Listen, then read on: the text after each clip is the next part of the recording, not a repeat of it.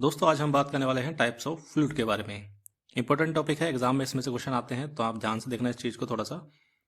सबसे पहले बात करते हैं कितने टाइप हैं। तो टोटल 6 टाइप हैं जो आपसे पूछे जाते हैं, जिसके नाम मैं एक बार फटाफट से ले देता हूँ। Thixotropic, Bingham plastic, rheopectic, pseudoplastic, Newtonian और डायलेटेंट। ठीक है, अब एक एक करके हम इनको देखेंगे। सबसे पहले बात करते हैं ग्राफ की, जो कि सबसे ज़्यादा इंपॉर्टेंट है इस पूरे लेक्चर में। ठीक है, क्योंकि ग्राफ से क्वेश्चन आते हैं, इससे 5-6 क्वेश्चन बनते हैं अच्छे से। तो देखिए, इसको सबसे पहले तो इनका सीक्वेंस याद होना चाहिए हमें, क्योंकि जो ग्राफ है वो कुछ इसी तरह से बने होते हैं, यानी कि एक कर्व कुछ इस तरह से जाएगा, फिर सीधा जाएगा, फिर नीचे आएगा, और यहाँ पे भी सेम होता है, एक ऊपर एक सीधा और एक नीचे। ठीक है, तो ये सीक्वेंस जनरली रहता है। तो अब यहाँ पे है क्या कि जो ऊपर वाला ग्राफ है, सबसे पहला वाला देख रहे हैं आप, तो उसमें दो चीज़ आती हैं। एक तो आता है बी की वैल्यू और एक आती है एन की वैल्यू। ठीक है, बी क्या होता है? बी एक आपका कांस्टेंट है जिसकी वैल्यू होती है ये, यानी कि कितना लेंथ यहाँ पे आपको दी गई है। अगर आपके तीनों ग्राफ जो यहाँ से शुरू हो रहे हैं उनमें बी की वैल्यू कुछ होगी, पर्टिकुलर कांस्टेंट हो सकता है कुछ भी सी। ठीक है, और जो नीचे के 3 ग्राफ देख रहे हैं आप, उन तीनों में बी की वैल्यू क्या है? 0। क्यों? क्योंकि ये तीनों ओरिजिन से शुरू हो रहे हैं। तो पहली बात तो ये क्लियर हो गया। तो बी की हमने 6 वैल्यूज यहाँ से याद कर ली। ठीक है, अभी मैं आपको इनका याद बता दूंगा कैसे याद करना है। तो अभी ये क्लियर हो गया कि बी वाला कैसे आता है। अब आते हैं हम एन पे। तो एन में देखिए क्या है कि अगर आपका ग्राफ कुछ इस तरह से जा रहा है, तो यानी कि उसका स्लोप क्या हो रहा है? स्लोप उसका कम हो रहा है। देखिए, पहले स्लोप इतना था, उसके बाद में स्लोप अब इतना हो गया, तो स्लोप क्या हो गया? कम हो गया, यानी कि n will be less than 1। जो स्ट्रेट जा रहा है, स्ट्रेट के लिए तो एन बराबर 1 होगा। और जो नीचे आ रहा है ये वाला, तो इसमें आप देखिए कि जो स्लोप है वो बढ़ रहा है धीरे धीरे। यहाँ पे पहले कम था, फिर स्लोप अब यहाँ पे ज्यादा हो गया, तो यहाँ पे क्या हो गया? N is greater than 1।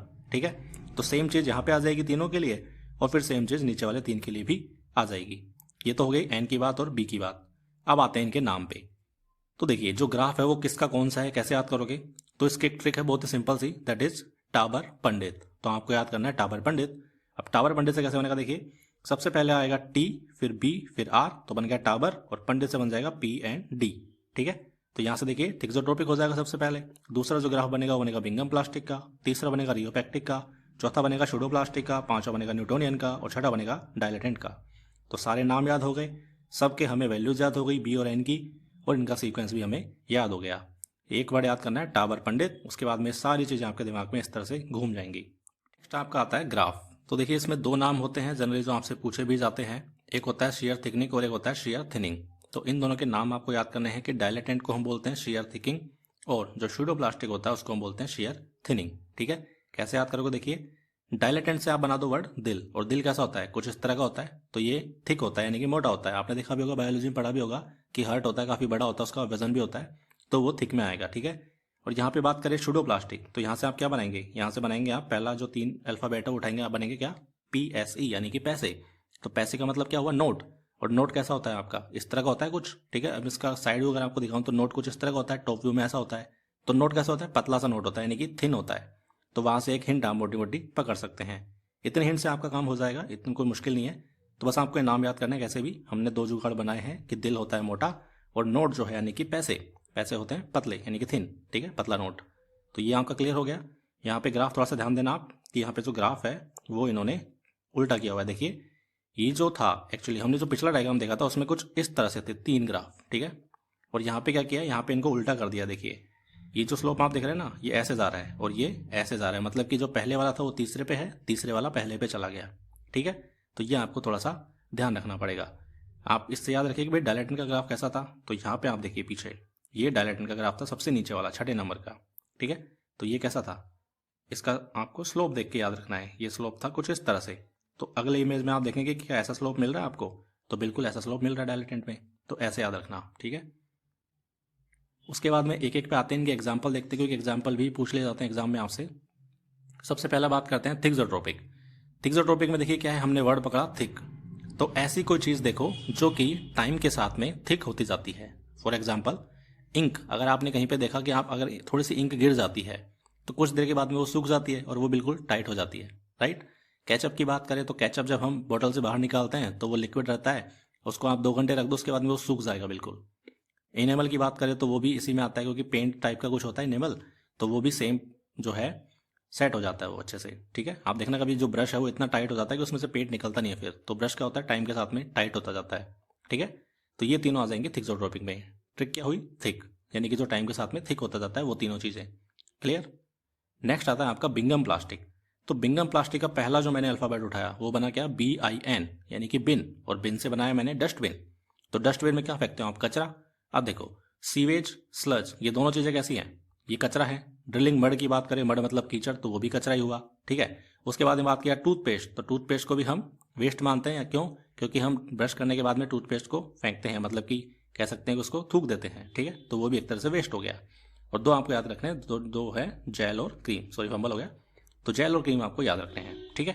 तो ये आपका बिंग हो गया। इसमें से 4-5 एग्जाम्पल तो आपके वैसे क्लियर हो जाएंगे और 1-2 आपको याद करने होंगे। उसके बाद में बात करते हैं रियोपैक्टिक।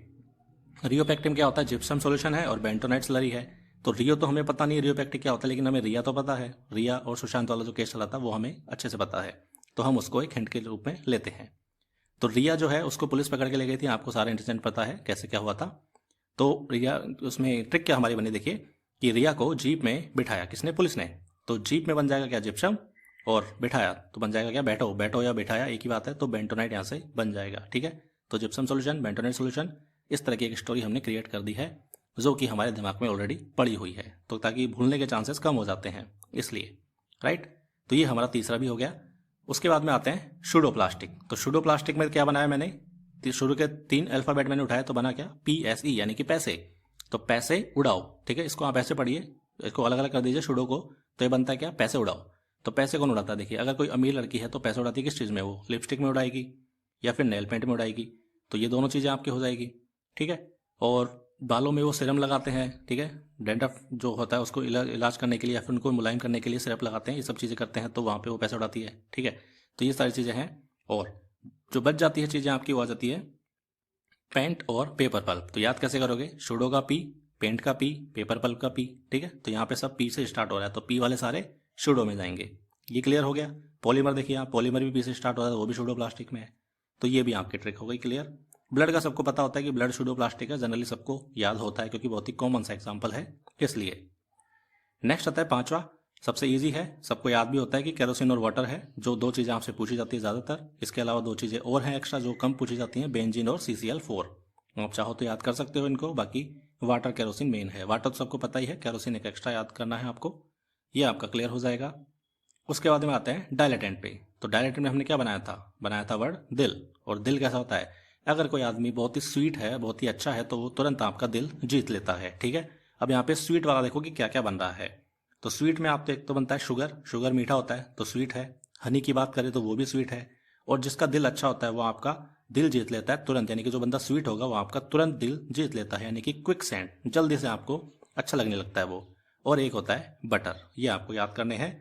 ईजिली आप इसको याद कर सकते हैं, कोई मुश्किल नहीं है, बस आपको एक हिंट बना लेनी है कि डायलेटेंट है तो दिल बनेगा, थिक्सोट्रोपिक है तो थिक बनेगा, रियोपैक्टिक है तो रिया बनेगी, रिया जीप में बैठना, ठीक है वो सब। तो स्टोरी आपके दिमाग में चलने लगेगी, राइट। तो ये आपके कुछ टाइप्स थे जो कि इंपॉर्टेंट थे।